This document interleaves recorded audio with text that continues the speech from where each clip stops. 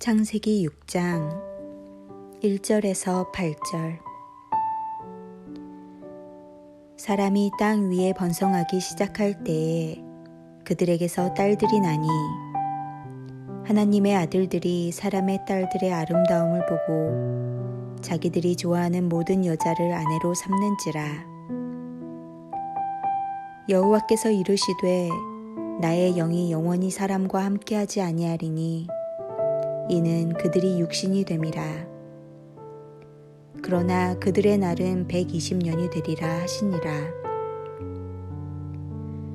당시의 땅에는 네피림이 있었고 그 후에도 하나님의 아들들이 사람의 딸들에게로 들어와 자식을 낳았으니 그들은 용사라 고대의 명성이 있는 사람들이었더라.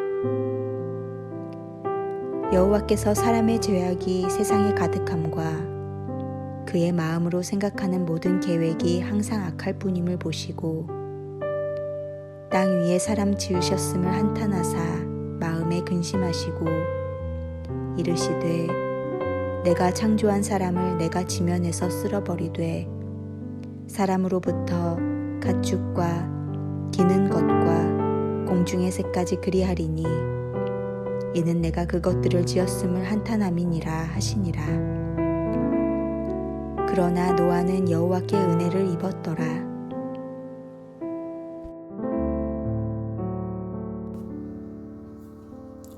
창세기 6장은 아담과 가인의 범죄로 시작된 인간의 죄악이 세상에 관영하게 된 모습을 보여주고 있습니다. 이 참담한 광경은 하나님을 한탄하고 근심하시게 만듭니다. 결국 인간의 죄악은 하나님의 심판 앞에 직면하게 됩니다.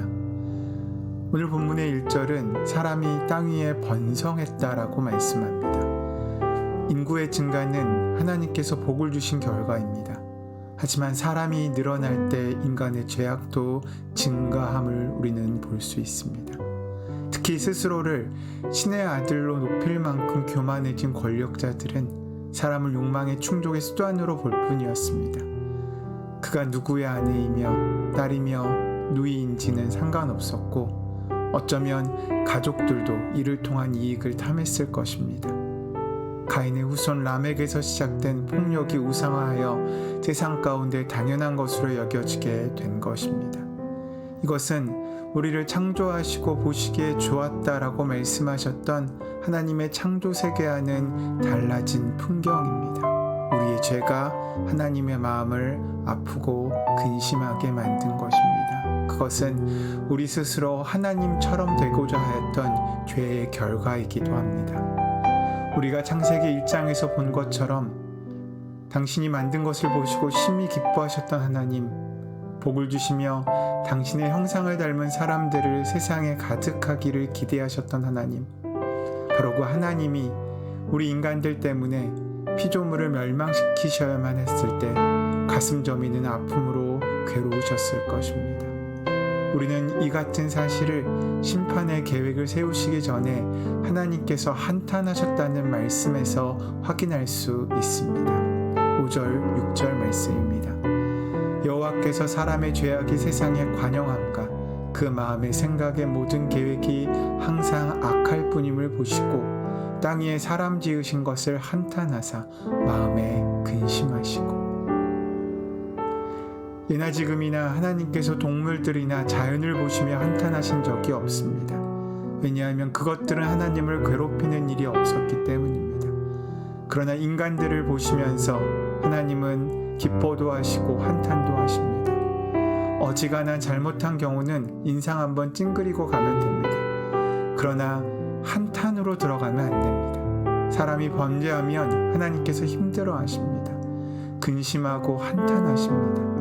또 회개하지 않고 죄를 더해갈 때 하나님은 어쩔 수 없이 심판을 결심하십니다.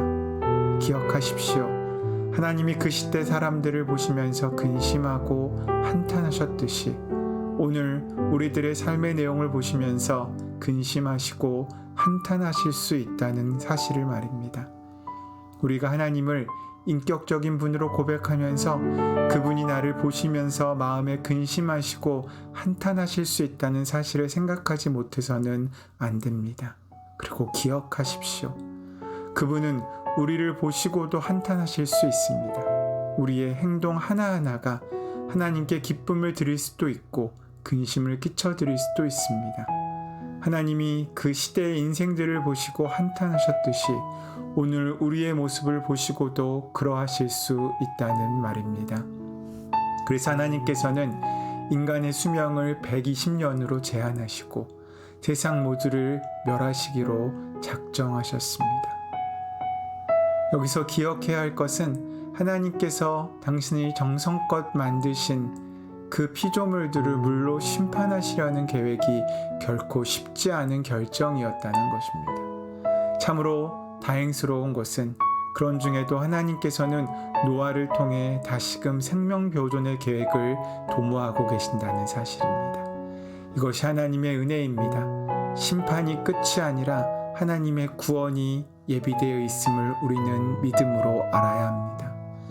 또한 우리에게 참으로 감사한 은혜의 단어인 은혜라는 말이 이 장에서 처음으로 등장한다는 사실을 우리는 눈여겨 보아야 합니다. 여기서 우리가 알아야 할 놀라운 사실은 인간들의 죄에 대한 하나님의 반응은 심판과 은혜로 나타난다는 것입니다. 한편으론 버리시지만 다른 한편으론 붙드신다는 것입니다. 이는 인생들을 향한 하나님의 놀라운 경륜입니다. 생명을 버리시는 중에도 한 사람을 택하셔서 은혜를 베푸시고 생명을 보존케 하시는 구원의 계획을 가지고 계시다는 것입니다. 하나님은 기쁠 때만 계획을 세우시는 것이 아닙니다. 한탄하시고 근심하는 가운데도 인생들을 위한 계획을 베푸십니다.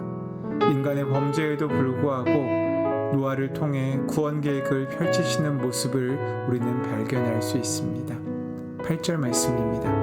그러나 노아는 여호와께 은혜를 입었더라. 인생을 향한 하나님의 구원 계획은 노아를 통해 은혜의 징검다리를 건넙니다. 불의한 사람들 가운데서 은혜를 입은 사람들이 있었다는 것입니다. 우리는 하나님께서 인생들을 아껴볼 가치가 없을 정도로 사회가 타락해버린 상황에서 노아가 하나님의 은혜를 받았다는 것을 주목해야 합니다.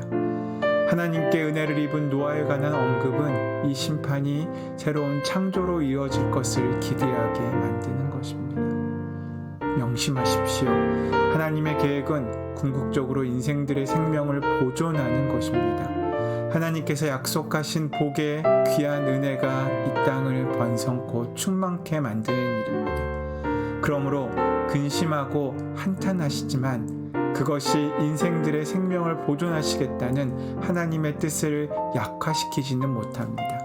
그리고 심판 가운데 펼치시는 하나님의 생명 보존 계획은 하나님의 은혜에 기초합니다. 우리가 똑똑히 기억하고 지나가야 할 것은 하나님의 섭리에 따라 노아를 통해 이루어진 생명 보존의 은혜가 오늘 나에게까지 이어지고 있다는 엄청난 사실입니다. 지금 세상은 힘의 논리가 지배하며 욕망에 이끌려 사는 사람들이 주도하고 있습니다.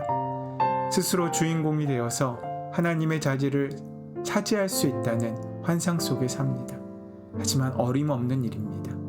하나님은 결코 세상의 통치권을 빼앗기지 않으십니다. 그리고 당신의 창조의 끝까지 책임을 지십니다. 홍수 직전의 인류는 하나님을 개입하지도 심판하지도 않으시는 분이라 여겼을 것입니다.